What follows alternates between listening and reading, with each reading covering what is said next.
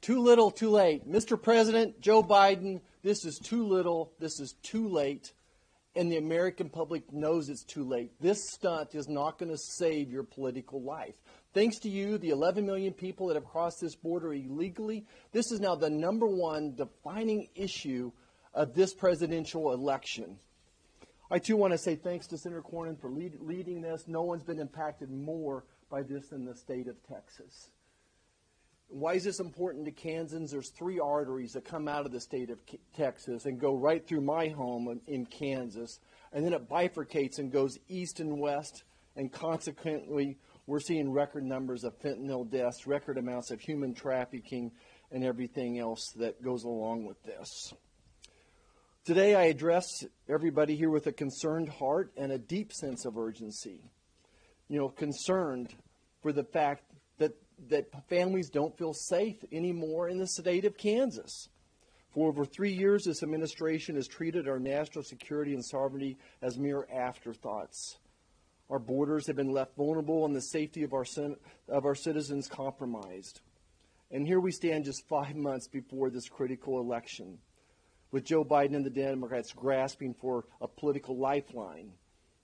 Their recent announcement is nothing more than a desperate ploy to distract from their failures, but let me be once again unequivocal. This is too little, too late.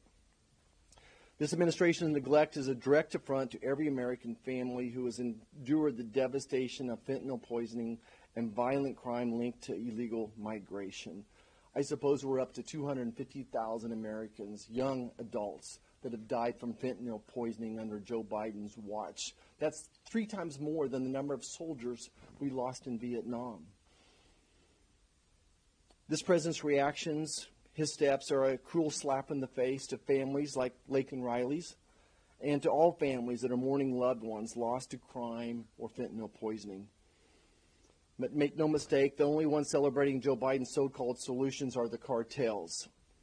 These criminal organizations have taken control of our border operations, turning them into a sophisticated enterprise of human trafficking and drug smuggling. This is not about securing our borders. This is about Joe Biden's enabling organized crime. Despite their claims, the policy represents nothing more than a superficial gesture, allowing 2,500 illegal aliens to cross the borders between the ports of entry. That's just 2,500 between the ports of entry. That's not counting the number of people that are coming in through the ports of entry. It's not counting the number of gotaways, known or unknown gotaways. This translates to over 1 million illegal entries per year under Joe Biden's watch. This isn't just negligence, it's complicity. Joe Biden is not failing to stop this invasion. He's actively facilitating the invasion. By ignoring the crisis, he's empowering the very criminals who seek to destabilize our nation.